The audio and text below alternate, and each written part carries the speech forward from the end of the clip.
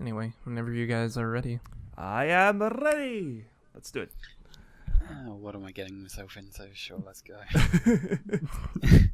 Alright.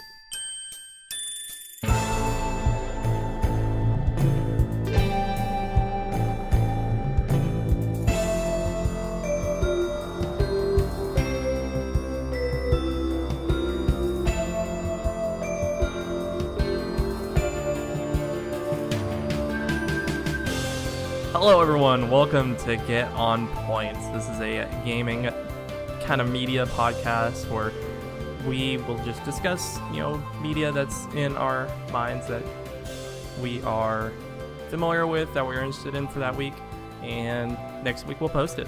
I am your host, CoolJ1, and I'm here with... Hello, I'm Sid Garcia. Call me Sid. That's fine. And hello there, I am Eric. Yes. So, the way the format of this is going to go is we're going to discuss games we've played, we're going to discuss some news in that week, we're also going to do kind of anything else in the media. The news will just include like gaming news, and then everything else we'll throw in after that. And then we'll also do a few other things, kind of give a little bit audience interaction. Like we'll do kind of a quiz at the end, as well as like a sign off, just as a rundown. We'll be doing this rundown every episode, so if you guys don't know an overview, we'll try and do that. But otherwise, not sure, Sid, are we going to post the template of how we do these as well? We'll see. We'll at least provide links to everything we talk about in the description. Yeah, it's a work in progress. We came up with this idea 2 days ago. Exactly. We're trying this out, see where it goes. Yeah. And we do have plans for a fourth regular, but due to scheduling and us trying to still figure that out, we don't have them yet, but we might have them in the future. Indeed. Anyway, let's go and get started with games we played, and I think Sid is going to leave this off with that. Alrighty. So, there was a game that came out about 2 days ago, I believe. Very recent. It was one I was very excited about. It's called Night in the Woods. It's sort of this 2D adventure game that was kickstarted maybe 3 years ago. Like, it's been made in the development for a long time. And the cool part about this game is that it's designed by, I would say a well-known internet, independent animator called Scott Benson. He's done a lot of different music videos and animations in the past. He was responsible for a group called the Late Night Work Club. You should Google that. That's a really cool project they're working on. It's just a bunch of animations into half-an-hour project. It's super cool. Anyway, this game, I would say it's sort of inspired by the Twin Peaks Stranger Things aesthetic, sort of this small American town that's sort of wasted away, and you're this college dropout that returns back to the hometown, and things start to get weird. Like, the old friends you used to have are different now. Someone has gone missing. There's a lot of mystery involved in the whole thing. But the most fascinating part about it, I think, is just how it looks. So, to everyone else, I will provide a link to the website just to give you an idea of how it looks. Like, it's this... It's very flat, very solid colors, but it's a really cool look that I've never seen anywhere else. So, kind of reminds me. I'm on the website right now, so I'm looking at it so I get an idea. It reminds me of there's a while ago for the anniversary of the air balloon. Google put a doodle out that was interactive, and you could play a game where you just float a hot air balloon around, and it has that kind of aesthetic, kind of that English European kind of design with the buildings and all that. It looks nice. I like the art style for it. That's a good comparison. It does look like a Google Doodle made into a full game. I kind of like that. Yeah, it really comparison. does. No, I will say that looking at the art style, it looks familiar, but I can't quite put it to... it looks familiar, but I can't quite see where I recognize it from, though. No, it does look really, really good. You might have seen one of his videos, because a few of them were popular back in the day. for sure. It also looks like the game he released, Lost Constellation, is in the world of Night in the Woods, and that game was released, I think, back in 2014. Yes. The interesting thing, if you just want a taste of it, I believe they released like 2 free, not exactly games, but almost demos that work in a similar fashion, but they're all free and you can play them online, I believe. So if you just want to get a feel of how it works and the writing and everything, if you go to the website, there's a link to there. Yeah. Yeah, if you go to nightinthewoods.com, there's 2 links. It's the 2 games I was discussing, where it's basically like prologues to the actual game. Yes. It's just set in that world. Mm-hmm. And nice. One last note I'll bring up, because I thought this was so much fun when I figured it out. This game has a classic Mario triple jump. On your third jump, you will jump much higher. It's great. It's a small thing, but I love it. So yeah, that's all. I'm not finished with the game. Like, I only played a few hours, but so far it's great, and that's all I say for now. Should I talk about my second game, or should we? Yeah, go ahead. Okay. So I've been playing also a little bit of modded Minecraft. I won't go into this too much, but I just want to say that Tommy put together a mod pack for 1.10, which a whole bunch of different mods, which has been kind of fun to get into. Does any of you know or have played the Harvest Moon games? Yes. I know them. I haven't really played them too much. So. There's a DS game called Fantasy Life. Yes. That is so good and makes me want to go back and play Harvest Moon when I go back and play it. Fantasy Life is very much inspired by that, yeah. No, the closest I've come to playing anything similar to Harvest Moon would be Stardew Valley, and I haven't played that in a while, and I really should get around to playing it again, because it was a lot of fun when I did play it, but I just sort of dropped off. But I think Stardew Valley is maybe like the perfect revival of that genre, because the Harvest Moon games haven't been great in a while, and Stardew Valley was like a breath of fresh air for that series and genre in general.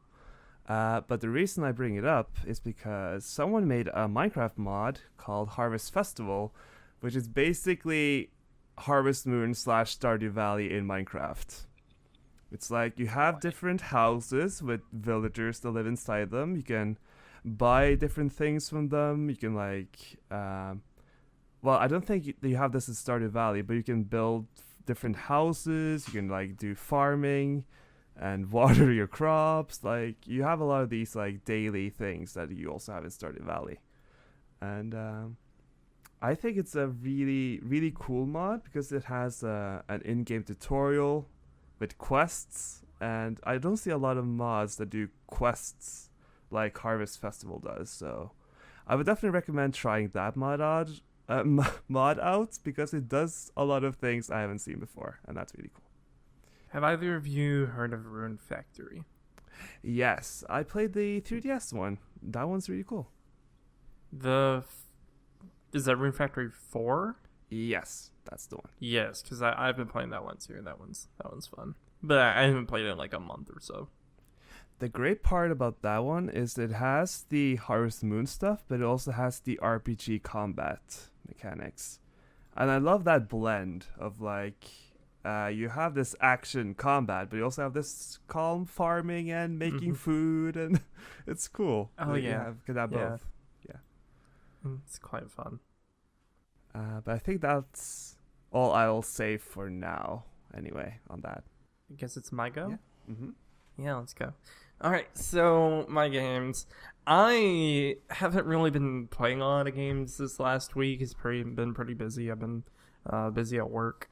But I have been playing the past few days. I have been playing around with that Dolphin emulator. I'll go ahead and start with that, even though that's out of order on the dock. It's all good. I've been messing around with the Dolphin emulator. I haven't been playing one game of it, but I've been just messing around trying to get it ready for streaming because I definitely want to stream from that. Mm-hmm.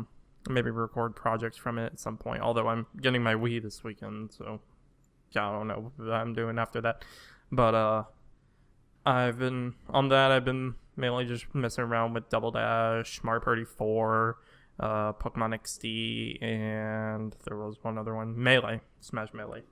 And that just it's surreal because those games on the emulator run at 60 FPS, and I haven't played them in years. So like going back to them now, it feels so weird seeing them running at 60 and recording at 60. So it's a very fun experience. I'm glad to be going back to them, but again, I haven't spent enough time on them to warrant them having their own segments. Right. How well does Dolphin run for you? Because that's one thing I always found great about Dolphin, is that it usually runs pretty well. It depends on how you have it rendering. Like for me, I have a gaming PC, but it default runs at OpenGL, which OpenGL is not intensive at all. It's not intensive as Java, for starters. Yeah. So it runs quite well. It depends on the game you pick, because I know some games actually lock at a certain frame rate, because XD locks at 30, but the menus are 60, which is stupid, but oh well. It's so weird, but I have it set now to DirectX 11, and they run perfectly fine. I never seen frame rate drops. I only see them if I am like trying to break it. Right. Like trying to break my computer at the same time. For those that don't know, Quill is great at breaking things in games. He has a certain skill. Now. Yeah. Much to everyone else's dismay. Hey now. At QuillJ1 on Twitter. Also, his Twitch channel has examples. It's cursed, I swear. They're not on purpose, I promise. Mm-hmm. Except when they are on purpose. Yes, exactly. One thing I just wanted to say is that I found that emulators is such a neat way of revisiting old games from your childhood. Like, you get to sort of update them. That is like, you get to experience them almost in the way you felt when you first started playing them. Because you can kind of modernize them, like run them in high resolutions and frame rates and all that. Like, it's incredible to see Wind Waker, our Super Mario Galaxy, run in 1080p. Like, that's an incredible thing you can do with Dolphin. Oh yes, certainly. But not only that, but like a bunch of people avoid emulators because it's not the legit way of playing them, and it's honestly not, because it's technically free if you want to support the developers, buy the physical releases. But if you just want to go back to a game you've played years ago that is dated, but playing a new Breath of Fresh Air, then hell yeah, just download an emulator, just emulate it. And if you feel bad about it, most companies that do produce these games probably have like a donate, so you can just like donate money if you play the game, which people don't think about, but eh. And I'm one of those people that's kind of against cracking games, but emulating's a different story. I feel like if you support them by buying a copy already, I feel less bad about doing it anyway, because you have already supported them financially. Well, here's the thing: most of these big companies know emulating exists. Yeah. Most virtual console games are emulated. So, like, if they really are against it, they can take it down. They know where these sites are. It's not hard to find them. But obviously, there's a good thing with them keeping them around so you can go back and play them. And nowadays, emulators, they update the graphics on old games. Yes. Like, there were a bunch of videos being released back months ago about, like, Ocarina of Time and Super Mario 64 and running an Unreal Engine, and they look phenomenal. It's crazy. I mean, people are able to do the most amazing things now. It's crazy. And Mark, have you ever dabbled with emulation? I have a little. Well, I don't really know what to say on the topic, but I would say that if without emulation. Like, I wouldn't have gotten into some of the... Well, I wouldn't have gotten into Pokemon, I wouldn't have gotten into Fire Emblem, so, like, it has eventually led me to, you know, become a fan of the series that I did play, and I have gone on and bought the games on down the line, so... That's a really cool perspective. I didn't even consider that, but in a way, that's like an avenue of being introduced. Like, maybe there's a game you're interested in, but you don't want to invest that much money in the actual console. So, I mean, emulation is a way of maybe trying out the game and seeing if that's something for you. Yeah, it's sort of like testing the waters before you jump in, if that makes sense. Man, I Yeah. wish I emulated Mario Party Advance before I bought a hard copy of it. Hey, I love Mario Party Advance. Don't mess with that. I played it like years ago, and I hated it. It was boring. I suppose I went in with different expectations. I didn't expect much. I mean, from a handheld. the minigames are better. The minigames are better than they are in Island Tour, which is hilarious. But I haven't tried it, but I will take your word on that. I guess I'll go on to my next game. Sure. So I downloaded this on a whim, just randomly. I'm like, I need to get back into this series. So I went back and installed Kirby Triple Deluxe. Woo! Oh, that's such a good game. I've gotten past World 2 today. I actually played a little bit of it today, so I have more to talk about it. I got past World 2. I am a fan of the copy selection in that game.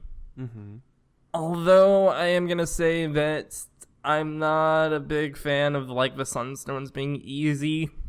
Because the gears, if you remember Return to Dreamland, the gears were difficult in some levels. You actually like had to, like almost every level had a gear you had to try for.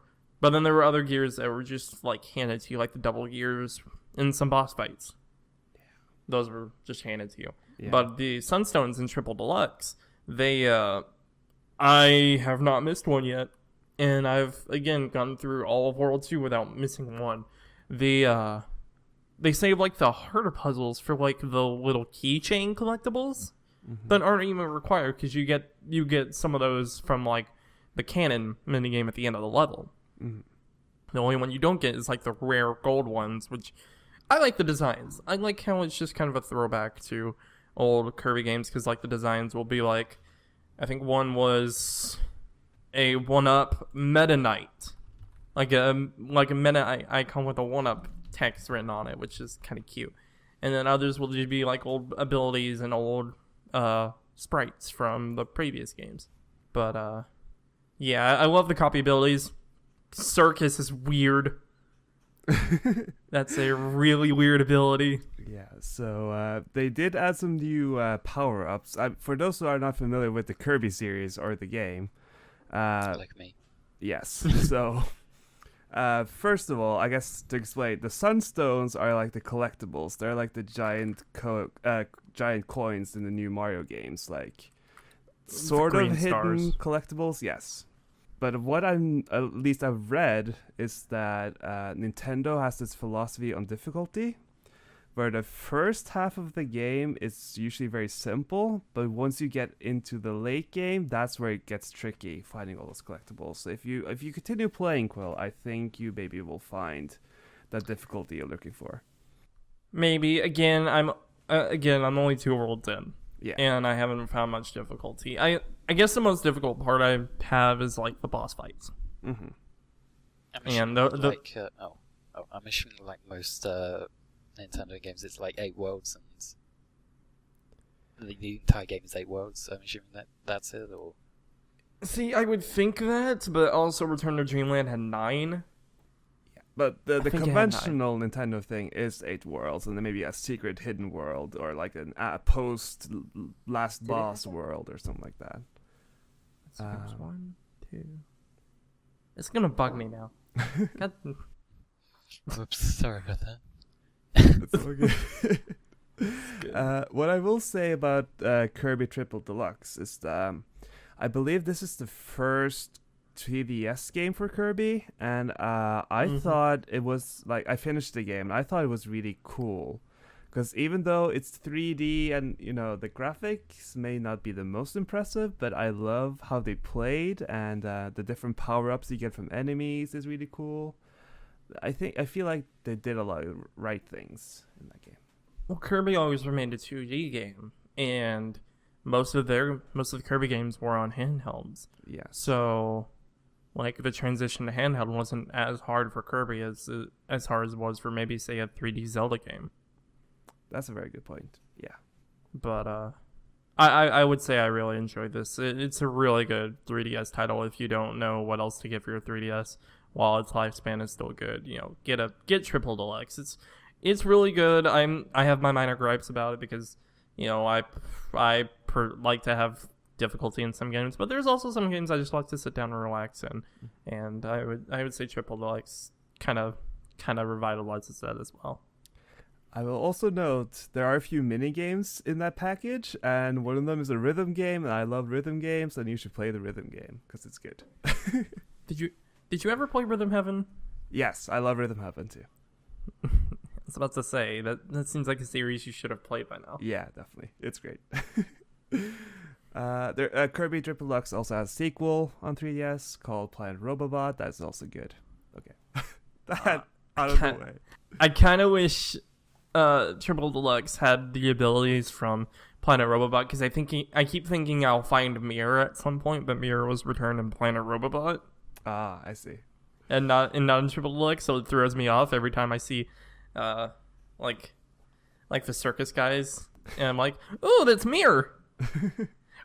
I think the first time I found Archer, I thought it was NieR because I didn't see his bow. I just saw like the hood and like the weird hat, so I was like, NieR, yes. Oh, it's just Archer. Can you explain what the mirror power up does for those that don't know? And for those that don't know, NieR was in, I don't know if it was also in An Amazing Mirror, but I know it was in Return to Dreamland. And Return to Dreamland is probably my favorite Kirby game. And it makes him like a little wizard. You have like a wand that does like a reflection wave attack, and then you can also, your dash splits you, so you can like attack on both sides as you're dashing, and it's so much fun to use. And I really want to get Robobot just to use that power up. So it sounds like the marketing for this game should just be, it has the mirror power up. All right. If you want me to buy it. But then again, I have like the attention span of a goldfish, so that comes without saying. Now I've got to say, you're making me jealous with all this talk of 3DS games, because unfortunately I can't use mine because mine had an unfortunate accident with a wall. So oh no, not the dreaded wall. Yeah, like I have looked into it. I could feasibly replace the top screen, but that's a lot of complicated work that I don't feel like I'm capable of doing. So I'm really confused on how you have an accent with a wall and it's stationary unless the wall fell on the 3DS. It's a long story, but essentially it was plugged in and someone was walking past and kicked the wire and it just launched it out of my hands into the wall. So. Oh my god. Gosh, okay. Yeah. I can see how that happened. That's ouch. That's rough. And consequently, I've not really been able to play any 3DS games recently, so that's been. That's unfortunate. Well, do you know what your job is now, Emeric? It's time to make us jealous, but talk about your game. Alright, I haven't really played too much in the past few days since I was invited to be part of this podcast, so I played a game that I've made, I played a little bit of it before, and I've picked it up again recently, being Axiom Verge. I don't know if either of you two have heard of that game. I've seen several videos on it. It looks amazing. It looks super cool to me. I haven't played it though. Yeah, it is. I own it as well, and I think we had a brief discussion on it at one point, just kind of messaging each other about it. But I've also only played like maybe and less than an hour of it. Yeah. Well, for those who do not know, Axiom Verge is it's a 2D Metroidvania style game based on, well, it's similar in style to the Metroid series and the Castlevania series. I don't know if, and yeah, it is. I don't want to sound like an idiot. The art style, it is an 8-bit art style, right? Yes. Right. I would say it's more 16-bit, but to better explain the Metroidvania style, just because that's kind of a topic that's only come up within the last few years to explain games. It's more of like a maze-like game. You kind of just travel around like a map. You find areas that you can't go to now because you don't have that item. You go find that item, you go back to the areas that you can go to now, and vice versa, and that's how you explore the game. It's very reminiscent of Super Metroid and Castlevania Symphony of the Night, right? I'm sure more of a more modern, like a more well-played release is Cave Story. Yes, that's a good one too. I've not played Cave Story, so I have no idea. But no, it's I've put in a decent amount of hours into Axiom Verge. I would say that most of that time has been backtracking, going over most of where I have previously been. So I've put in a lot more time than I think I really should have. But yeah. I would say that it's a lot of fun enjoying it, even though I do feel like the backtracking does take it takes up a lot of time, since there isn't really a fast travel mechanic, which I would really appreciate, but it's not in the game. It's not there, at least as far as I've gone into, which it's whatever. Like, I understand that exploration is a part of these games, but it's just, it's something that I would have liked to see. But no.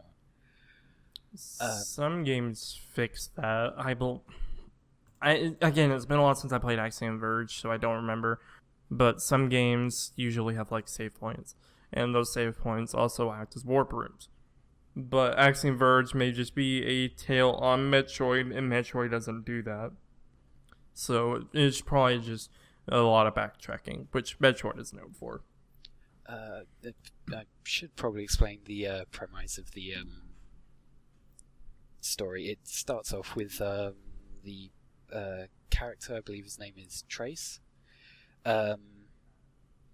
It starts off, he's in a laboratory, and there's a lab accident, and he wakes up in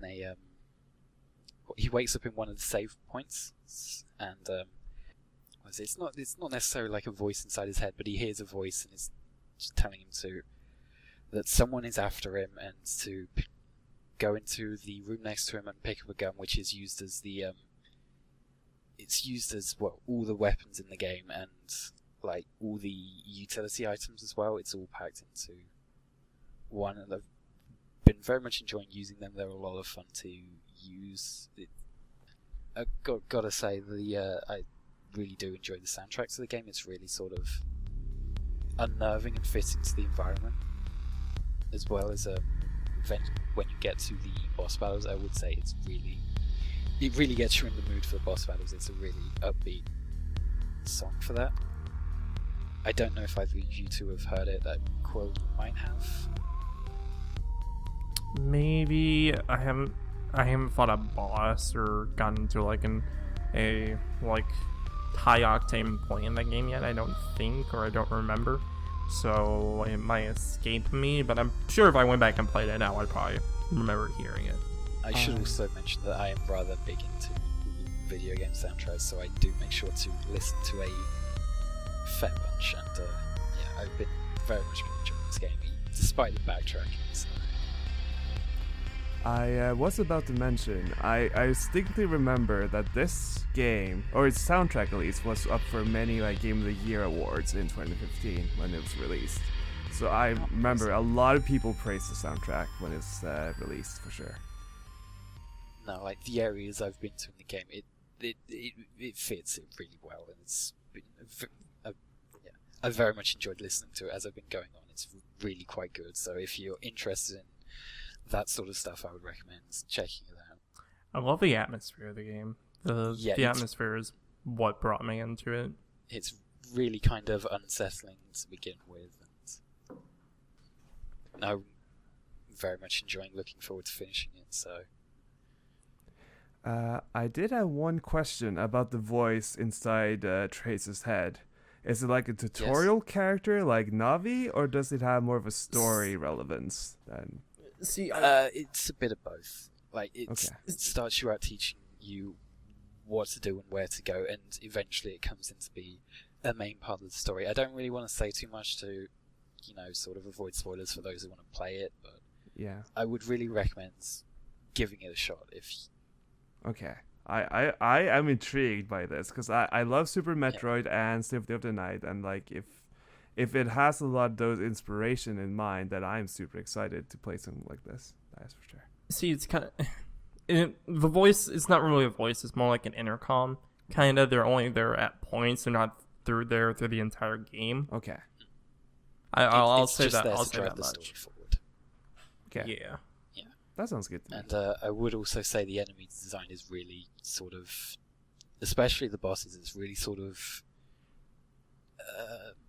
I don't think disturbing is the right word, but it's alien really kind of. Or. I mean, some of the enemies are sort of alien-esque, but the bosses themselves are more.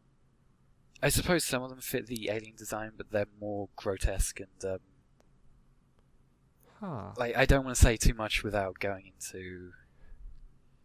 No. I mean, if it has any story relevance, then you shouldn't say much more. I don't think it's really story relevant, but they're sort of. I can't think of a good way to describe them. If you get a good look at the game, you'll kind of get their design. It's more of kind of, like you said, the grotesque, kind of unnatural. Right.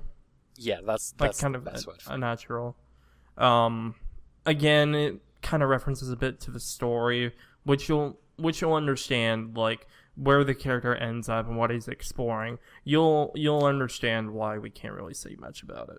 Gotcha. Okay. Like, I haven't gotten to the end of the game yet, but I'm pretty sure I have a good feeling of where it's going with the story. Okay. I have a feeling of good feeling of what's happening. So Right. I'm just gonna see if I am right about my suspicions. That's exciting. I would love to hear it back once you get further into the game. Just I will probably end up beating it by the next time we record. So that's awesome. I'll make sure to report in then. All right. Are we done with our games then? Yeah, that's all I'm seeing. Yes. Okay, awesome. So I guess we'll move on to news in the week.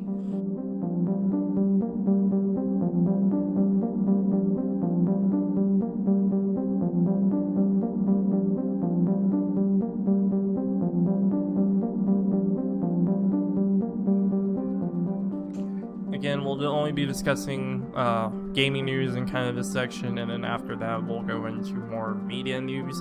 To start off with the trailer for Mass Effect Andromeda. There's a new gameplay trailer that's out. I personally have not played any of the Mass Effect series, and I'm not really too keen into getting into them at this moment. But watching that, I can see where a fan of Mass Effect would be enjoying that. So I was the one that put this in because I am a massive fan of the original trilogy, especially 2. I thought it was a really cool game, and I thought they haven't mentioned too much about the new game Andromeda. So when they finally showed how the gameplay works, it's a lot more fast-paced. You have a lot of abilities you can use. It was very exciting just to see how it all worked in this new game. So I am very excited about how this will pan out. I gotta say, I'm very much in the same boat as Quill. I haven't played any of the previous games, though. I do know a little bit about them, but it's not really that much. I gotta say, I did like what I saw, but I don't know if it's really enough to get me too interested, but I'm still curious to see what comes out. Mm-hmm. That's fair. I didn't have too much else to say on it. I want this game to be out. I want to see if people like it or not. It's been a while since the last Mass Effect. When was 3 out? Oh, that's a very good question. I just know that the fan base has been dying for more. I would say like 2010, maybe 2011 was when 3 was released. And 3 did not leave a good taste in people's mouths. So, there's a lot of hype going on with Andromeda. Yeah, they want this new game to breathe new life into the series. Because, the bad taste after the ending wasn't the best.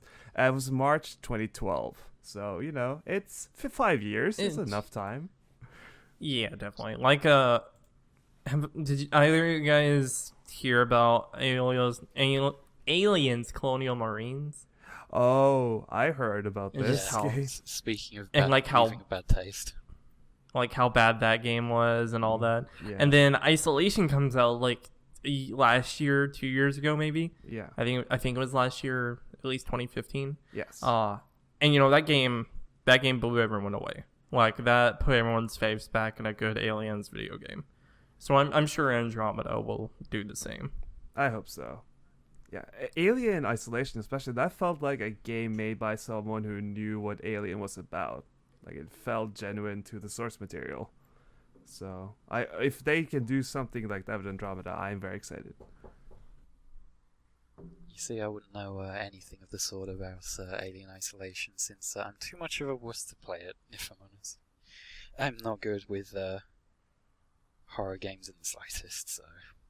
I'm completely desensitized from horror games, so like anytime I see one, I just I get bored of playing it.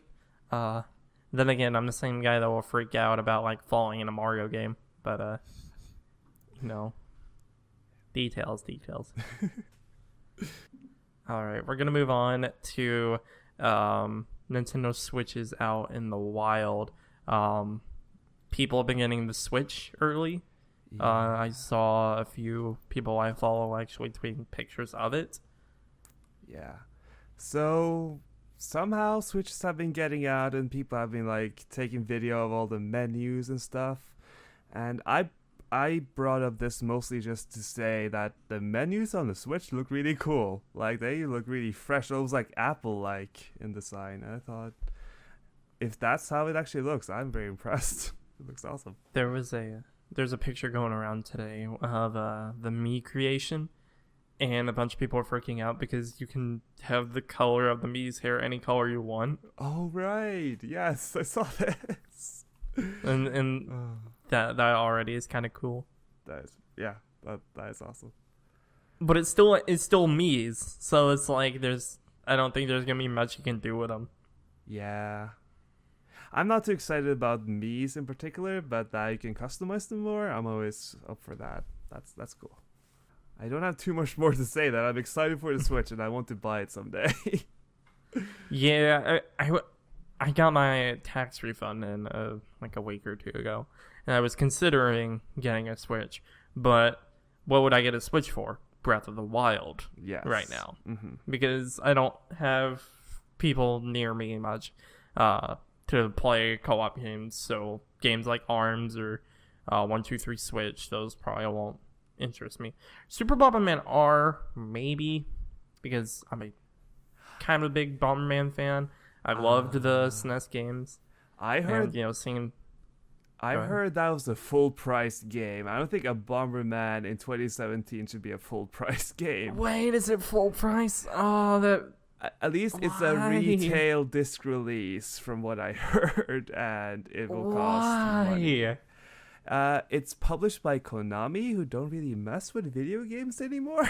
Have you heard? Well, they could have just done it like a virtual console, like at least download release only. Yeah, but they didn't. They want the money, sadly. Yeah. That bums me out. Yeah, I want a good Bomberman game. I love Bomberman games. There's a lot of cool ones out there. But other than that, like I'm just gonna wait until Mario Odyssey before I consider getting a Switch. Until there's a better library of games out. Yeah. Yeah. E3 is probably gonna be my decision on when I get the Switch. Mm-hmm. I think Nintendo has a lot of responsibility this year to try to sell people on the Switch. Like, they need to get games out there that people will be interested in. Just to avoid another Wii U situation where there wasn't really Yes. too many games coming out. That is a very good point. The problem with the Wii U is the lack of third-party support there. There are a lot of third-party games that came out the launch, and everyone was excited for most of them. But if you look back, most of them were games that were either already out and they're just expanded releases released on Wii U only, like was it Arkham Origins? The Arbor edition, I remember that. Oh, here's a port of the game you probably already played. It's like it was basically like a deluxe edition that never got released on other consoles but the Wii U. Yeah. So you would have to get a Wii U for that. Black Flag came out on that as well. But again, Black Flag was out on other consoles before that. Yeah. So it's not as enticing because it's not new anymore. It is just a port. All I know. If you look at the third-party games from then until Wii U stopped production, it dwindled. There were not many third-party games being released after launch, and it hurt the Wii U. And I'm, with over, I think it's 80 third-party developers. Nintendo released the number of the third-party developers that were working on the Switch right now. Mm-hmm. And I just hope that it stays like that. Because if not, we're gonna have another Wii U problem. Yeah, I want the Switch to succeed. Like, I think if people get behind it, I think that would be a really cool machine to play with. I hope so. Anyway, well, speaking of the Switch, they announced DLC for the new Zelda game. That's the first. I think that's the first time a main Zelda game has DLC. And this is like, it's paid DLC, and it's not a little, it's a lot of money. It's like, I guess to explain, when Breath of the Wild is out, you can buy an expansion pass for $20, which will get you 2 different sets of like game content throughout the year. I think the first one is in the summer. It's like a trial challenge and a harder difficulty mode. And a map feature. They're very generic about what is actually in this thing, so it's a bit weird. And the second one sounds like an actual like story-based DLC, which like that's probably the one I would be interested in. But the catch here, you can't buy them separately. If you want any of these, you have to buy the entire thing. And I don't know if I agree with that. I feel like that's kind of a dirty move, and one I didn't expect from Nintendo. Here's the thing that bugs me about looking at this. The first content pack, which says it has a Cave of Trials challenge, new hard mode, and new feature and in-game maps. Cave of Trials, that's been in the game since Wind Waker. Right. Like a Cave of Trials has been in every Zelda game since Wind Waker. And to not have that as like a common feature and to have it as DLC blows my mind. It's like, why can't you include this feature that's been in Wind Waker, Skyward Sword, Twilight Princess, even Twilight Princess HD and Wind Waker HD had them, but not in the new one? It baffles me. Yeah. And then the hard mode as well, unless they have a standard hard mode, then again, that was a feature that was added in Skyward Sword that was brought back for Twilight Princess HD. And to only make that paid DLC, it's cheap. Yeah. Like a cheap way to get money, I would say. No, it just doesn't feel quite right yeah. What I kind of hope the new hard mode will almost be like a survival mode that focuses more like on food and like actually trying to survive in the world. I don't know if they would go that far, but that would be really interesting to have a Zelda game that you can focus on stuff like that.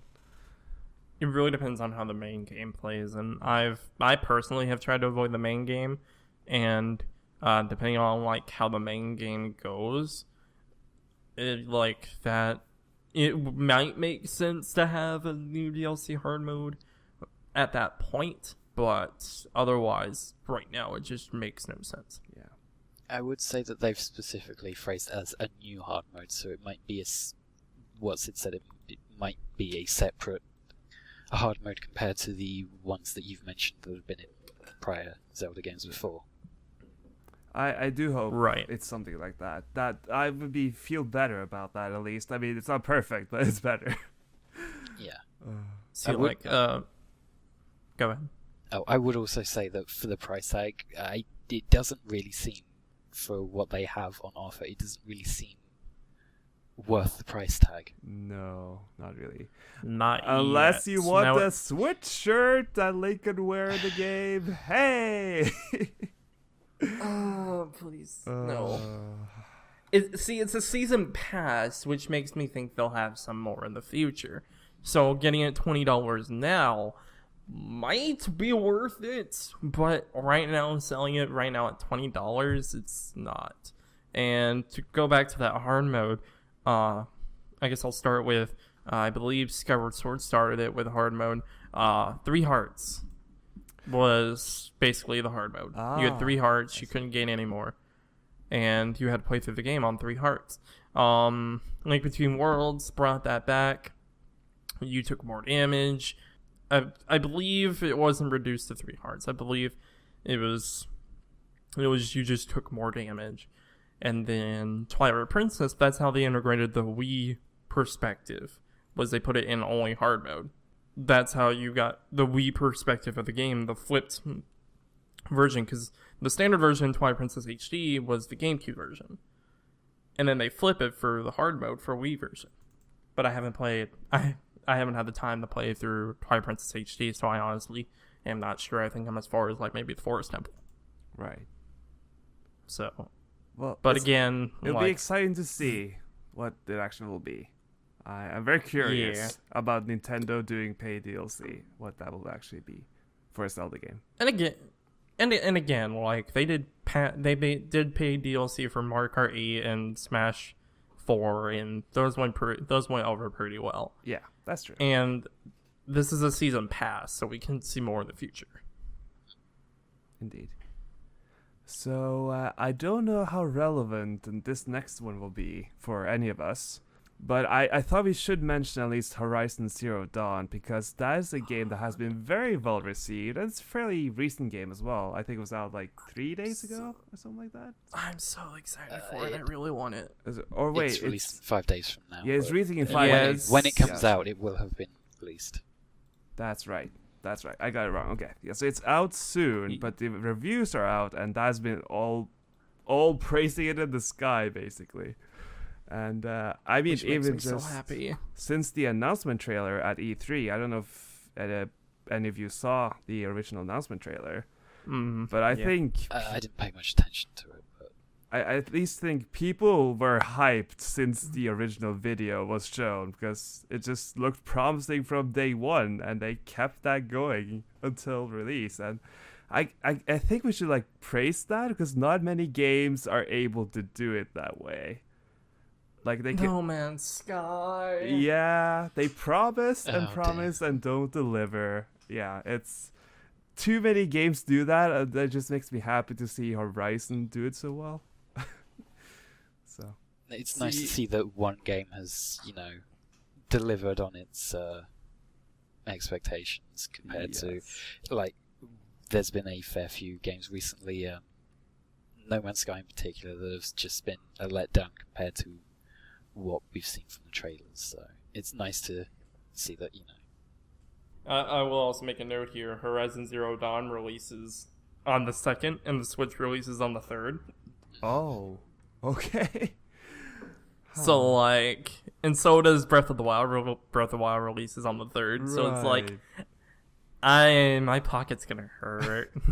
It's kind of interesting that Sony has their like arrow shooting adventure exclusive, and Nintendo has their adventure exclusive very close to each other.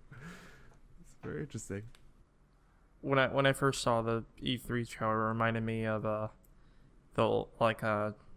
don't know if you guys played Dragon Age Inquisition. I've seen it, But I didn't play it. It reminded me of that, and I quite liked Dragon Age. Dragon Age was a good fun game. Mm-hmm. It did kind of remind me of the newer Far Cry games too, with the open world and the hunting of different animals around the environment. Oh yeah, certainly.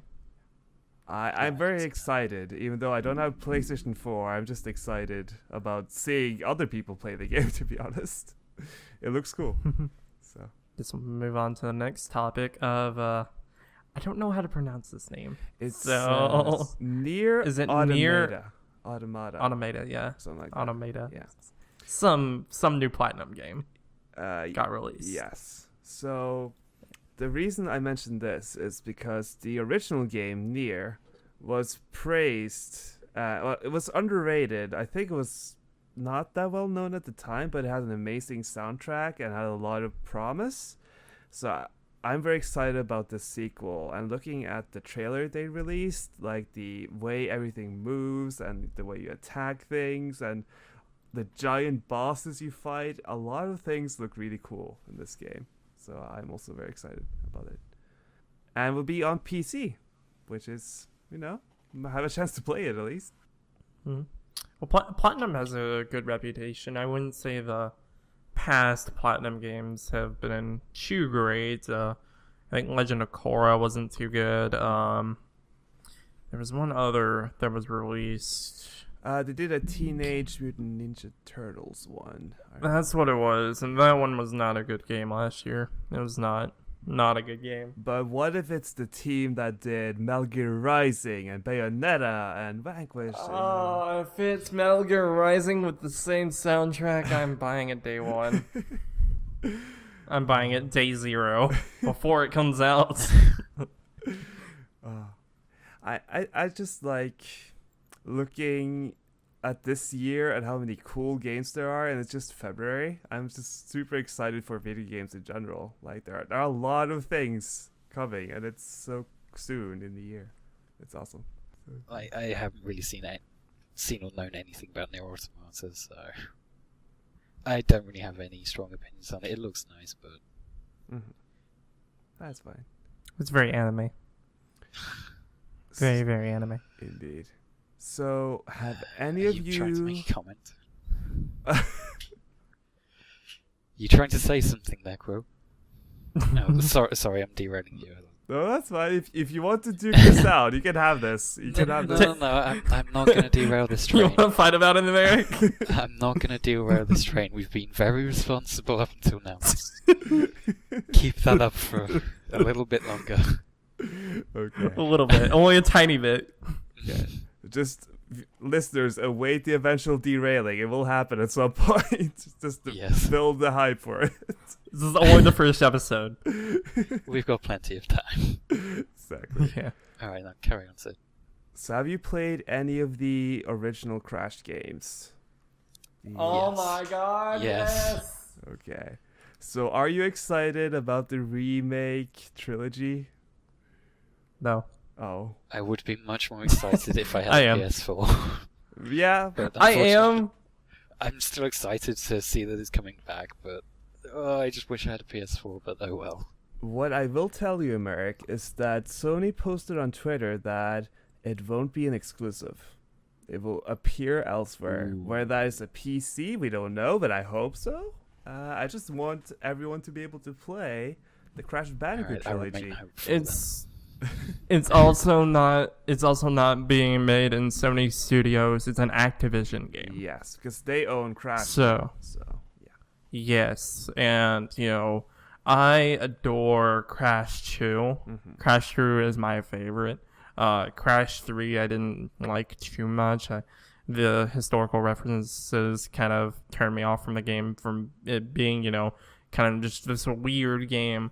And then Crash 1 was too difficult. A lot of gameplay aspects weren't implemented well in 1, and that were much more refined. Like the saving in 1. Yeah. You only could save when you got a gem or went through a secret area. Yeah, I remember that. I remember I had difficulties with it, but even though it was hard, I still loved the original game.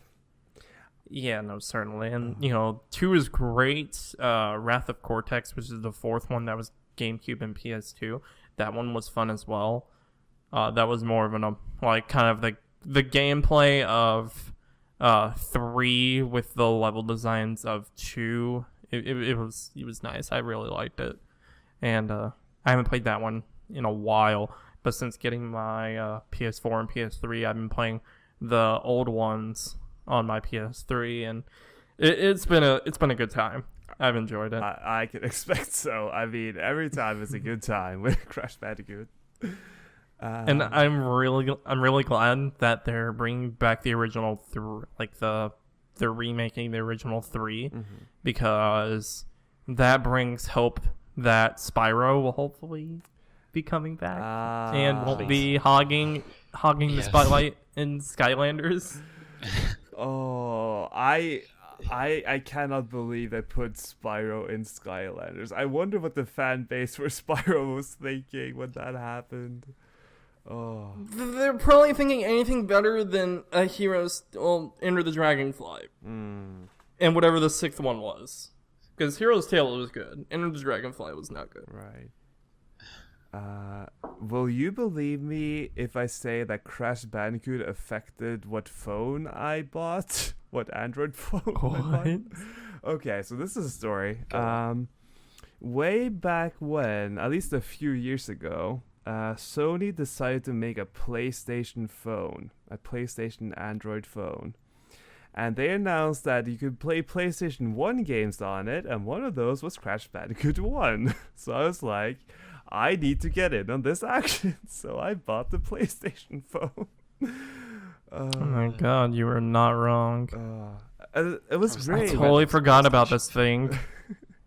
It was called the Xperia Play. It had like a little thing you could slide out. It was almost like a controller. You could at least play games with it. It had a D-pad. It had all the face buttons you're familiar with. I'm looking at it right now. It looks like the slide out from like an old BlackBerry phone. Yes. That's just with the tray of a PS4 or a PlayStation controller. Yes. And it's so weird that I forgot this thing existed. I love that thing because I played Crash 1 and Medieval, and it was a great time. Yeah, I love Crash as a series. It affected me that much. Okay, is there anything? It's what you do with the phone. Well, it kind of broke at some point, so I got a new one. Oh. But I still love it to this day. It was great. You could play Minecraft on it. Hooray. Yeah, but that's my story. Is there anything else you want to say about Crash? Except the hype? Hype? Yeah, I don't get hyped. Oh, okay. It's personal policy, but no, I'm looking forward to seeing it come out. Mm-hmm. Yeah, I'm in the boat of I'm glad to see it finally coming out, and I will most likely get it. It's just if Activision touches it and messes that up, I will blame them. Yeah, I hope that's not the case. I hope they respect the series and the love that the fans have for it. We'll see. And before the gameplay is first person Crash. God, Crash in VR. Crash in VR would be Here we so go. weird. The spin attack is gonna make you so dizzy. But here we go. Did somebody say motion sickness? The Crash is Because gonna that's be gonna what set people kills right off. VR. It's just everyone who tries it becomes motion Nah, it sick. makes it better. I don't know what you're talking about. You guys know the Crash dance, the dance he does with just put his hands on his head or on his knees, turns around and turns to the camera. Yes. I want to see a gif of that someone doing that with a VR headset. my I would gosh. die. Oh, that's great. I want to animate this. Oh. Well, I think that's a good time as any to close out the segment with that image in mind. Yeah. Oh. And now we move on to everything else we want to talk about. That's not about video games. Well, some about video games, but not really. All right, so we're going to start this segment going into, now that Merrick is fixed, we're going to go into a series we have all three kind of met and is kind of little sentimental to us and a group of friends. We're in a group called Mindcrack, which is a YouTube group now turned into like a company. They started from Minecraft, which is basically how we started. We started through Minecraft and met through these guys. And then they have done a Minecraft PvP competition called Ultra Hardcore, which, for those of you who don't know, you don't regenerate health. You have to regenerate health. You don't regenerate naturally. You have to regenerate through healing potions, golden apples, however you need. And then it's PvP, last man standing wins. Or depending on the season, like whoever kills the dragon, such and such. It's Minecraft. And they just released their 27th season. They started it back when? Like 2012? Maybe. It's a long time ago. That's all I know. It was like 2012, 2013. Because I know the server they started on, the Minecraft server they started on was like October 2010. And this was at least a few years after that. So, but yeah, it's the 27th season. It's their return to a free-for-all, which they haven't done in like a year at least. Was it a year or 2 years? Probably. No, it was. No, someone did the time. I think it was at least 3 years because it was like 900 days or something. Oh, whoa. Okay. So it was like 3 years because the last season was like 17. Okay. And they're up to 27 now. Wow. And they're doing a anonymous, which they have a plugin that disguises everyone as one of the Minecraft developers, Dinnerbone. They disguise them as his skin, so you don't know who you're going. Like, you don't know who you see exactly. All you see is the person in the skin with that name. Their names are even changed as well. And like, I don't know if you guys. I think Sid may have done Anonymous before. But I know how it works, at least, yeah. Yeah, I know how it works, but I don't think I've played it.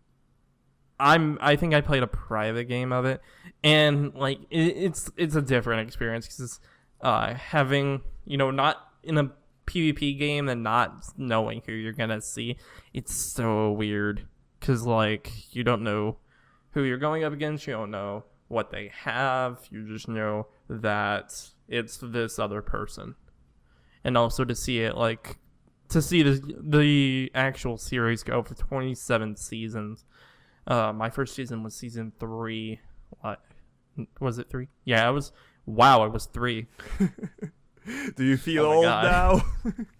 I am old. When did season 3 release? Hold on. Okay. Here we go, fact checking the internet. What I wanted to say about the season, I don't know how it feels for you, but this kind of feels like not exactly a new era, but a different time for Minecraft Ultra Hardcore, because you have a very few players that, at least what it feels like compared to previous seasons, and they're back to doing an FFA. And they're also like doing a game mode that was kind of devised in the Reddit Ultra Hardcore community, as far as I know. And from one thing I learned from watching Packrat's perspective, it's apparently it's now hosted on a European server. I don't remember that being the case before. It's because I watched a little bit of Goods, because Good is the main guy who usually puts the server together, and it's hosted on Badge's server because Good didn't have time to set everything up. I see. And honestly, since I believe 23, they've kind of bounced around who does the server hosting, because I think 23 was around the same time the charity was being brought up about, and Sevidus, one of the live streamers that's in the group, he has a programming team, and they programmed a server to host it, and I think that's what they used for a few seasons. Okay. So since then, it hasn't been just Good hosting it. Also, to allude back to the date of when Season 3 was released, March 20th, 2012. Wow. That is a long time ago. Yeah. I decided to have a look back at the first season I watched, being season 9, and that's nearly 4 years old now. Wow. It was released on April the 2nd of 2013. That is so weird to think about. It's honestly kind of surprising. I don't think back in 2013 I would have thought that Mindcrack UHC would still be going on in 2017. But here we are, and they're still doing it. It's kind of amazing to think about. No, I've personally kind of lost interest in watching their seasons, but it's still nice to see that they're still carrying on. It's good to see that the first one that I started watching is still going strong. Mm-hmm. It's unfortunate that most of the Minecraft people have kind of gone away from it. Like, I haven't seen a video, but a video doesn't do content much anymore because of falling out he had with YouTube copyright. So, like, he doesn't do it anymore. Zisto didn't do it for a while. He just came back, season 26. I think I think it was like 10 seasons before he came back and actually did a season. And then, ever since they became a company, I think the UHC quality has kind of dwindled a bit. Yeah. But it's still good to see. I completely understand like some members just going away because the interest in Minecraft is not something you can keep for that many years. Like eventually you will want to do something else, and yeah, that's sort of why you see the situation that this season has right now. I think with the limited amount of players. Well, the thing is that I always treat video games as video games. You can put them on the shelf and come back to them when you have the mindset of you want to play them. Now, these people, they started Minecraft. Like, they started their friendships and everything on Minecraft. So they've been playing Minecraft for years. And it's, how it's evolved now. It's a very different game from when it was first off. And, with the recent patches have kind of fallen back to being small and not really putting too much into the game. So, there hasn't been a really good breath of fresh air. But I'm sure, when an update comes and puts a lot of new features into the game, there's going to be a resurge of playing. Maybe. It'll be interesting to see. Yeah. So, is that all we have to say about it? Did you watch any perspectives, or...? Watched a little bit of Goods, but again, this was released the same time I was at work. You're right, yeah. So I haven't had much of a chance. Which I think the new episode's in an hour, so... Yeah. No, if I get the chance, I'll probably watch Packrat's perspective, since that's what I always used to do, so... Yeah, that's what I did, and I think it's a worthwhile watch. He always brings entertainment to UHC, for sure. You guys remember 21, where... It was the first introduction of the first site. So the first player you met up with was the first person you teamed with. And he was one of the few people to not find anyone. Right. But he made a notch apple. Yes. And put up a really good fight in the final fight. It was very entertaining to watch. That was a very, very good end. I remember that. That was excellent. I think that was the last season I watched. 21. Yeah. To be fair, that's a good season to end it on, if you were to. that's a fun one to end it on, I think. And no, my interest in their UHC's just sort of dwindled, but I'll check this one out just to see how it goes. Okay, so I think it's about time we move on. We don't need to talk a lot about this, but I think this article... from Slowbeef, which is one of the first big Let's Players. He was Let's Playing way back in the day, so he knows a lot about Let's Playing in general. And he made an opinion piece about the whole mess with how YouTube works nowadays, and especially the PewDiePie situation, which is a whole mess on its own. And I just found this opinion kind of uplifting, or at least very interesting to think about, because the field or the industry of YouTube right now it requires you to upload at least daily. Like you need need to upload a video almost every day, otherwise like it will your videos will stop showing in subscription boxes just because of how YouTube works. Like it's very unfriendly towards content creators, and he's kind of saying that because of that, sometimes you will get this like questionable commentary or some very questionable wording, as we've had with PewDiePie recently. The whole mess with Disney and Maker Studios shutting down the contract, and the YouTube series I think he was planning to do got cancelled. Like the whole mess with that.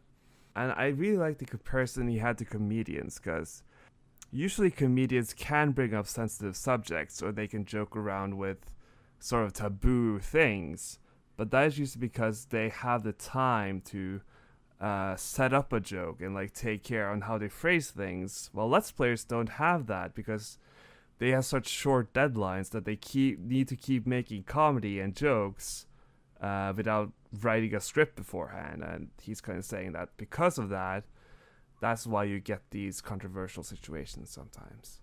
Yeah, I kind of skimmed through this piece, but I also follow Slowbeef on Twitter. Plus, I've been in the Let's Playing kind of field for years now, so I've kind of grasped this. This more seems like kind of just common day thing, but the PewDiePie incident kind of sparked it back up. Mm-hmm. And to elaborate on what else you were saying, besides needing just daily uploads, it seems like you really need an MCN, like a company, yes, to fall back on, because with copyright and how it is like now, it's huge that, you know, you have that financial support, because if you don't have that, you like one hit, and with how much YouTube fluctuates in its AdSense, one hit and you're done. It's going to be very hard to recover.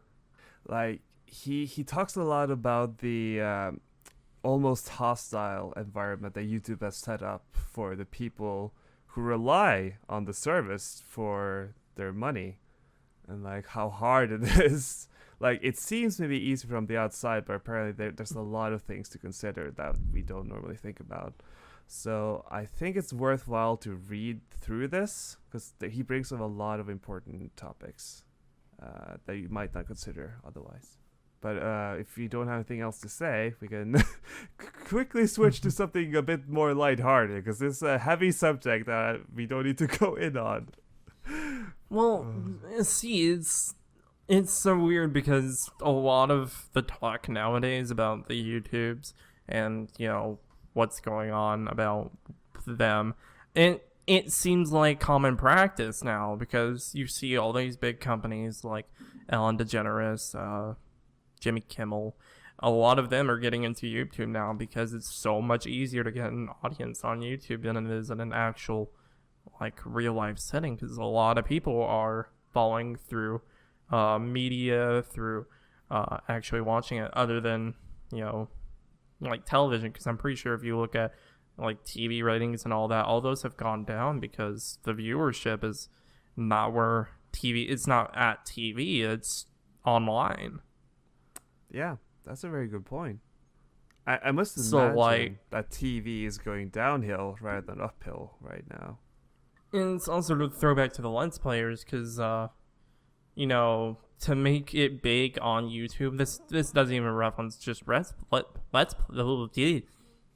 I don't even know if that was English. That was not. But to not even reference Let's Players, making a job on YouTube is so difficult, because, you know, again, the AdSense, and again, the throwback to all of the big companies that are going out there now, there's a lot of competition you got to work with. And if you are not in that, you know, mindset, and you don't, you know, get that far, you cannot make a job on YouTube. And there's a lot of risks involved too, because on a lot of issues you kind of stand alone. Like I believe at least most like networks will not have a PR person for you that will like kind of help you in certain situations. Like on a lot of subjects, you stand alone, and the problems you have to solve by yourself. We can I guess we can allude to, have any of you guys seen the fallout with Jim Sterling in a video game company? I don't. Yeah, I follow Jim Sterling, so I know a little bit about that. For those who don't know, Jim Sterling is a kind of a review type person. He reviews media, mostly games, and he did a review on was it the Slaughtering Grounds, I believe was the video game? That's the one. He made a really bad review of it because the game was awful. Like, it was terrible. He used assets from just like Google Images. It did not play well.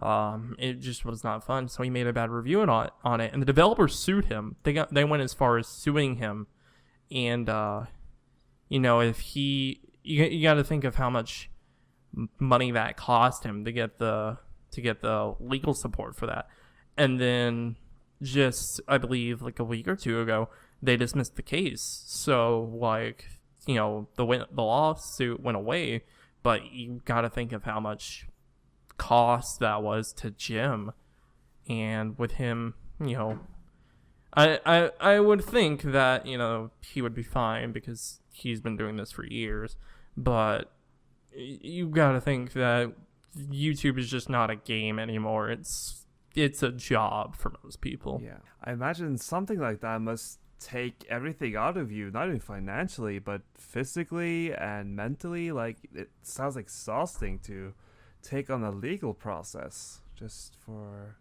like, probably when he made the video he didn't expect it to go this far, but it did. And yeah, YouTube is a different field than it was even 5 years ago, it feels like now. It's so different. It's a different world. And to think you used to be a dating site. Wait, what now? Have you not heard of that? No? YouTube used to be a dating site before it turned into actual video website. Like, the first concept of it was like a actual dating website until one of the developers was like, I'm gonna post cat videos on here, or like videos about planes. And then that's where it got started. Was like I think plane videos, I think was the actual like how it started. Yeah, if you go back on the Wayback Machine, you can actually like see it. I think it was like back in 2006, 2007. That's a great story. I had no idea. Wow. It's so weird. Like, YouTube that we know it nowadays used to be a dating site. Are we I guess good to move on? Was this on YouTube? No, this is not on YouTube.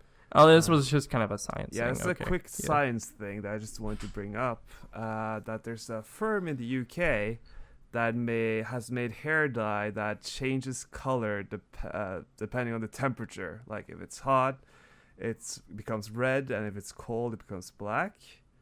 And I don't really have too much to say about it. It's just that this could be a promise of what oh my god, I can't think of the word, what fashion can be in the future. Like, how crazy it potentially could get, because something like this, it looks bizarre to me, and I just keep thinking of what else they could potentially do just in the years to come. Yeah, like looking at the GIFs and the article about it reminds me of like the Jetsons cartoon where they would get like in these little pods, and then boom, it would just automatically change what they were wearing. Yeah. So like, how far off are we in our actual technology from that? Mm-hmm. But you've also got to run the risk of what kind of chemicals are you putting in your hair to make it do that. That's an issue too, because like they can do all the testing they want, but you can't see all the long-term side effects of certain chemicals. Yeah, no, certainly. So it's a scary thing to think about, but it also could be promising.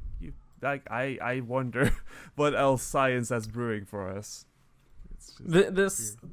It may not only be hair dye that they can do it to. They may change it to where type of clothes you're wearing can change color, or like type of shoes you're wearing. Anything with pigment or color could be changed depending on the temperature with that dye. but you've also got to think about the cost. How much is that going to cost? Yeah, that's the thing. Because hair dye nowadays doesn't cost too much. If you're doing it yourself, it doesn't cost too much. If you're doing it professionally, it costs quite a bit. And I don't think this is something you want to do yourself. Like, no, you not want at to all. do this But, right if you want to get into it. Yeah, I don't have too much to say on it. It's just a little bit of weird science of the week.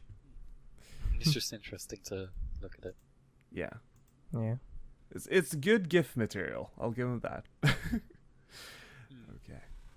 So, with that, I think we're going to move into the a bit weirder segment of the show. We don't really know what to do with this. I'm probably going to experiment as the episodes go on. But this is the lightning round, the quiz show for the whole family.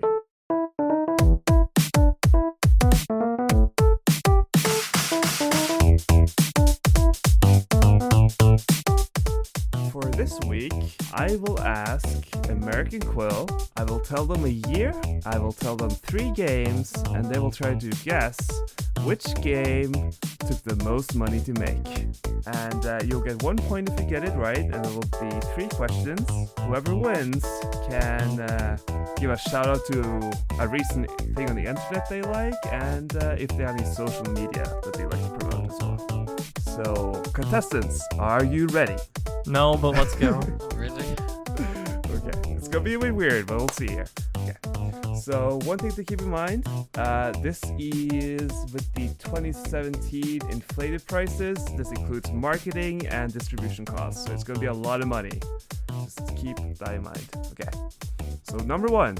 Sid, when we do the video version of this, can you have the Donkey Kong Country, I think it's 2 version of Funky Kong, where he's just like in the suit and the tie, and just like have that on screen while you're doing this. However you edit it is your choice, but I definitely could have some funky music in the background, and I could definitely add Funky Kong as well. Yes, please. Okay. So number 1. Yes, please. The year is 2008.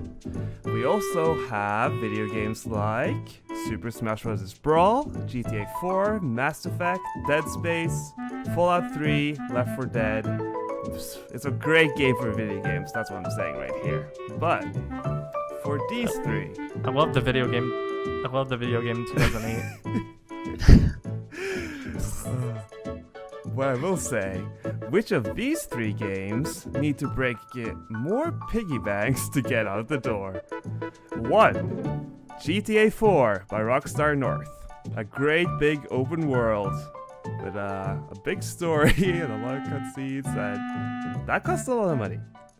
We have number 2, Metal Gear Solid 4 Guns of the Patriots by Kojima Productions. It's the end of the big story, a big franchise with a lot of fans. And Kojima cares about Metal Gear Solid.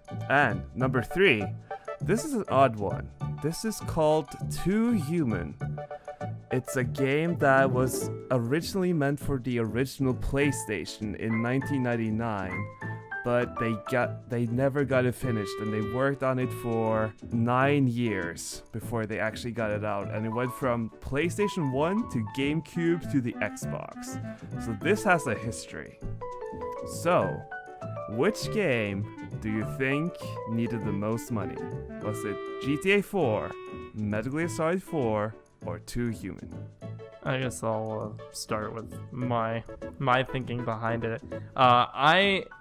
Looking at the 3 options, until you said its name, I never knew of Too Human. And I remember reading about the store, like the games that cost what the most money in per years, and I don't remember reading 2008's. But just of what I know of the games and just common knowledge, I honestly think it's Metal Gear Solid 4 that may have cost more, because GTA 4 didn't seem like all too much. I know the cost for GTA 5 broke a lot of records, but GTA 4, I believe, used most of its assets and engines from GTA 3. and Metal Gear Solid 4 was a whole new beast. So I would honestly say Metal Gear Solid 4. And also, bowling is inexpensive. That's true. I mean, you gotta go bowling. Having Rico ask you to go bowling, that lowers the cost a little bit. Point. Okay, Merrick, what's on your mind? Quill says Metal Gear Solid. I feel like that is the right answer, because I know that Kojima is not too he likes to go out as far as I'm aware, but for the sake of being different, I feel like you've added 2 Human in. I feel like that could be it, since of how long it's spent in development. It could have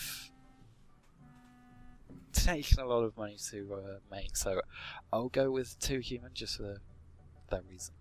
Alrighty. Well, this is quite an interesting answer, I'll say. So, Metal Gear Solid 4, that costs a little over $78 million. That's a respectable amount of money. GTA 4 was about, over $111 million. Okay. Human is just under 111 million, so GTA 4 wins by like a percentage, maybe. So none of you got points, but the 2 Human option was maybe like maybe $50,000 off or something. You got really close though. That's a tough one. That's a tough one to start with. So. Okay. America, we did not bullish, right? Well done. I also want to give you points just for the reference. All right, ready for number 2? Okay, let's go. The year is 2010. We have games like Mass Effect 2, Sims 3, Pokemon Heart Gold and Soul Silver, Super Mario Galaxy 2, Red Dead Redemption, Final Fantasy 14, and the Kinect. Even though that's not a game, it's a thing that was released that year, dang it. So, some good games there. But for these 3, I want to know, which of them had the most money spent on them? Was it 1, Red Dead Redemption by Rockstar San Diego? Started development in 2005, and all the studios of Rockstar had to get involved in finishing that game. Was it Heavy Rain by Quantic Dream, which is a big branching story game with a lot of focus on digital actors and a lot of motion capture, David Cage is a very ambitious man, so he, probably spent a lot of money on this. Or was it Gran Turismo 5? It's a PlayStation exclusive driving game where they really focus on perfection, on making every part of that car as realistic as possible. They started in 2005, and it sure took them over 5 years to make those cars shine as perfect as possible. So, what do you think? Which cost them most money? Alright, I'll go first on this one. I'm the options here I'm really unsure of, because they all sound like that they would take a lot of money to make. I'd probably say Red Dead Redemption. I feel like since GTA 4 before was quite expensive, and GTA 5 I think was 500 million-ish, around there. Yeah, so I feel insane. I feel like Red Dead might be somewhere in the middle. So it also had a very troubled development history, so yeah, I can see that. How about you, Quill? Well, first off, I want to make a comment that the car mechanic for Gran Turismo really is inefficient if it takes 5 years to make the car Gran Turismo 5. I mean, come on. Yeah, they're not the best. I'll say that. If I'm honestly gonna say an option, it's gonna have to be Heavy Rain, because I personally haven't played Heavy Rain or any of the games made by David Cage. I did watch a few of Indigo Prophecy, which that one was after Heavy Rain, I think. I don't know the timeline of it, so I'm not too sure. Yeah. Oh, it was before? Okay, good. Well, and I know that Quantic Dream, I think that's the company that makes it. Yes. I know they go all out with their animation and all that. And I honestly say compared to Red Dead, probably Heavy Rain was probably the more expensive game. And Gran Turismo probably wasn't that much compared to the other two. So I will say Heavy Rain. Alrighty.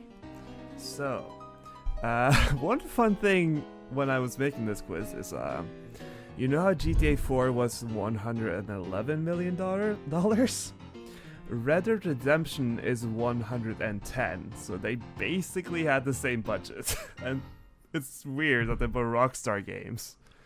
And they're both so So similar. my train of thought was completely wrong there then. Well, So, sort of close. It was not Gran Turismo 5. I mean, they spent $66 million on making those cars look nice and all, but it's not over 100. And they spent $66 million on polish? yes.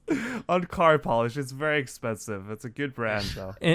It's the disc for the discs for the actual games are actually tires. Oh my god. See a car now just being driven around with game discs as tires. That's beautiful. Oh my gosh. I wish that was the case, but unfortunately no. And unfortunately, Quill, Heavy Rain was $61 million. What? Yeah. Really? Yep. Excuse me. According to Call a recount. According to my Money sources, recounts.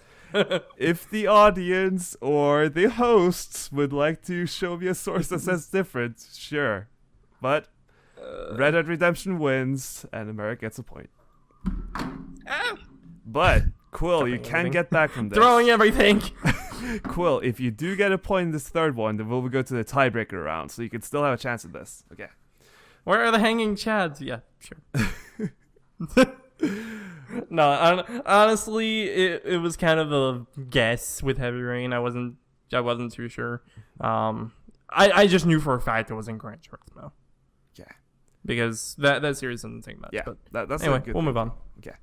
So this year, well, not this year, but the year we're talking about now, is 2004.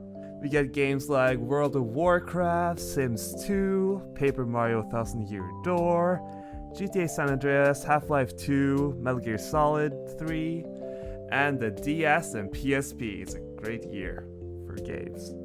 Almost everywhere you go, there's a good game to be found. So, I only have 2 games for you this time. Which game took the most money to make? Was it Half-Life 2, or was it World of Warcraft? I guess I'll start by asking, what year was this again? Just to double check. 2004. 2004. Okay. I would have to say that it was Half-Life. That was the video game. Video games are video games, didn't you know? Let's say Half-Life. Just because I don't know. I'm guessing at this point. I want a point. And Americ, how about you? So, I would have thought it would have been World of Warcraft, but... Okay. Any reasoning, or is it just the MMO angle you're thinking of, or the Blizzard angle? Yeah, more the MMO angle is what I'm thinking. It will take. Well, you're both right. It was a trick question because they both took $51 million to make. So you both got it right. Congratulations. Yay. Hey, we're all winners here. But America Except you, because I think you had a point. Yeah, America is the ultimate winner in the end. Hey. Congratulations. I just thought it was funny. Like, Half-Life, this single-player thing, and this giant MMO, they made, they cost the same amount of money to make. Shakes fist. Oh, that's a weird one. So, for the sign-off, we're going to do basically which games are we looking out for and a question to the audience, which I think Sid has come up with. Yeah, just like get some interaction going, Okay, good. So games I'm looking forward to. We currently already said this during the topics, but I'm definitely looking forward to Breath of the Wild because everyone's looking forward to that. And I've been a Zelda fan since Twilight Princess, and to see the direction of Breath of the Wild going, I'm excited. I'm also excited for Horizon Zero Dawn. I'm definitely picking that up when it comes out Sunday, I think. No, next Thursday. A few days off. But it comes out next Thursday, so I'm picking that up. And then, Crash N-Sane Trilogy. I'm excited for that. As for lesser known games, there's not really too much I'm in the way of looking out for, other than A Hat in Time and Ukulele. Both of those games are slated for this year, and I am so excited for it. Oh, Ukulele! I forgot about that game. Oh, that's like, cool. I think it's June. Really? It's soon. Oh, that's soon. That's way too soon. I don't know if I'm ready. Oh, I have to double check, but I think it's soon. that's awesome. But Okay. April. No, I lied. April 11th. That's too soon. My pocket, my wallet. Oh no. But yeah, those are kind of what I'm excited for. Nothing really too much is going on right now apart from those. I'd like to see more from the indie scene, but right now it's just kind of a calm wait for the big titles to come out. Yeah. I guess I can go next. So games I'm looking forward to. I'm a huge fan of the Persona series, Persona 4 especially. That one's really cool to me. So Persona 5 I think is out in April, and that looks really cool. Oh god, I forgot about that too. Oh no. And Ukulele, of course. I mean, I love 3D platformers in general, so that one looks super cool to me. I also am a bit of a fan of the Tekken series, like the fighting games, and that is out in June, I think, in summer. So I usually play that with some friends here in town, so hopefully we can get that together once it's out. See, I would be excited for that, but I'm really bad at fighting games. I'm bad at it too, but it's fun just It's to mash. fun with fun with a group of friends. Yeah, button mashing works in that game, which probably it shouldn't, but it's fun. But yeah, I think that's it for me. I mean, I'm always looking forward to the next indie thing. There's always going to be surprises, which is fun. And you, Mark? Do you have anything? I'm not really the kind of person to look forward to kind of new releases, but the one thing that was released last month in January that hasn't come out in overseas yet, being the new Danganronpa V3. So I'm very much looking forward to that when it comes out outside of Japan. I forgot about that. Yeah. Oh, that's a good choice. Yeah, I'm looking forward to that one too. Oh, Both weebs. yep. No. I am not scared I to fully say so. embrace it. No, but aside from that, I'm curious to see what Breath of the Wild looks like and what it turns out to be, because I haven't seen too much of it. I've only seen its open world, so I'm just curious to see what it does. Mm-hmm. I will But definitely aside be from streaming it when I pick it up. I'm happy to see them deviate more from what people recognize as Zelda. That's exciting to me. So my question to you, the listener, is what is your favorite game of all time? I want you to try in the comments wherever you want to. I want you to try and sell us on your favorite game. And if we get some really good reasonings out there, I would love to read them out on our next episode. That sounds like fun to me. So if there's a game you have burning passion for, I want to hear about it. That sounds fun. Do we want to go into our favorite games, or is that do we? I think that's something we should. I think that's the something we should next save for the next episode, I feel because like then that's- we say the listeners' favorite games as well. Ah, okay. Yeah. Ah, crap! Now I have to prepare. No. Oh, I already know mine. I'm good. Danganronpa. Weeb. No. But yeah, I guess we're going to do the sign off. For those of you who enjoy this, we'll actually be posting this on YouTube, SoundCloud, iTunes, Google Play. Again, we've already mentioned this quite a bit. This is the first episode, so those won't be live immediately. with releasing to those, you actually need your first episode before you can submit an RSS feed. But we'll get that taken care of before at least the next release. Again, this is gonna be every other week. Just give us a lot of time because we all three work. We all three have busy lives outside of podcasting. So we're gonna try and integrate this as much as we can, make it more of a user-friendly experience, and kind of a conversation if you guys ever want to discuss it with us. If you guys have any questions, concerns, we will most likely also make a Twitter for this so you guys can see new episodes, but again, those will all come up with in the future. For right now, for the sign-off, we'll go ahead and just list our medias, what we do, because again, we didn't really talk about that at the start. Those of you who don't know, I'm CoolJ1. I do Let's Playing. I've been on YouTube for probably about 6 or 7 years now, and with varying results of, what I do. And, I'm just kind of a gamer. You can follow me on youtube.com/CoolJ1. My Twitter handle is @CoolJ1. I also have a Twitch, which is CoolJ1. That's not, hard to come up with. And, anything else, just shoot me a tweet. If you ever have any questions or concerns, just shoot me. I will most likely try to answer as much as I can. And that's it for me. My name is Sid. Where I'm most active is Twitter at twitter.com/SidGarcia. If you want to see some of the art and animations I do, you can go to sidgarcia@deviantart.com. Which you should. You really should. And Merrick? And I will sign off here. You can find me on Twitter at... I think it's just America_. Yeah, it's just America_, that's it. And I'm looking into starting up a Let's Play at some point in the future on my channel. Ooh. I would go ahead and link and read it out, but it's a nightmare to... My channel link is a nightmare to say, because I made it when I was 15, 16, around about there, so I believe it is user/N0RW4YFTW, being Norway for the win. That is going to change. One of those people.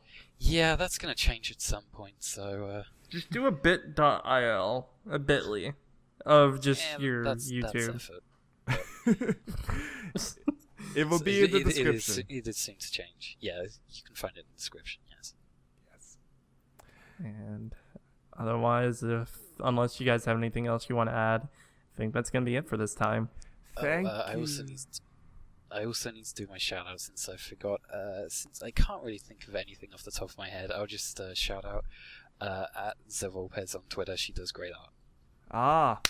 Yes. I concur. I agree with this shout-out. Yes. Well done. Yes, definitely. Again, we'll most likely have a fourth regular. We'll try and schedule this out to where we get them to work with us. And obviously, not all of us are going to be available for each and every episode, but we'll try our best and have as many regulars as we can. We'll also consider guests, but they'll mostly be close people that we talk to, and in the future we might consider viewer guests. But again, this is all the pilot. I hope you guys enjoyed. This was fun. I liked doing this. Yeah, same. And I definitely want to do. I hope you enjoyed listening to it as well. And oh yeah, definitely. Hopefully we can do this every other week. We'll see where scheduling goes. It's all a work in progress, though. But it's exciting to be part of. Yes. Certainly. If you guys want to follow more on Get On Point, again, there will most likely be a Twitter on that by the time this releases, as well as a YouTube channel, the iTunes and the Google Play links. Those will come in the future, but we'll most likely keep those updated on the social media. So if you guys want to follow us on our social medias, again, at America_, at CoolJ1, or at Sid Garcia, more than welcome to. And we'll also keep the Get On Point handle, try and get that, and let you guys know what that is, either on the screen on the YouTube or in the description. Definitely. That sounds good to me. There's anything else, just keep up with us. We'll try and update as much as possible when there might not be an episode or when an episode is released. Otherwise, that's been it. That's been it. Thank you guys so much for watching. See ya. Yep. Episode 1 Get On Point is done. Until next time, get on point. Bye. Bye. So long. Get on the point. Just have the engineer Yes. sound. Oh, that's good.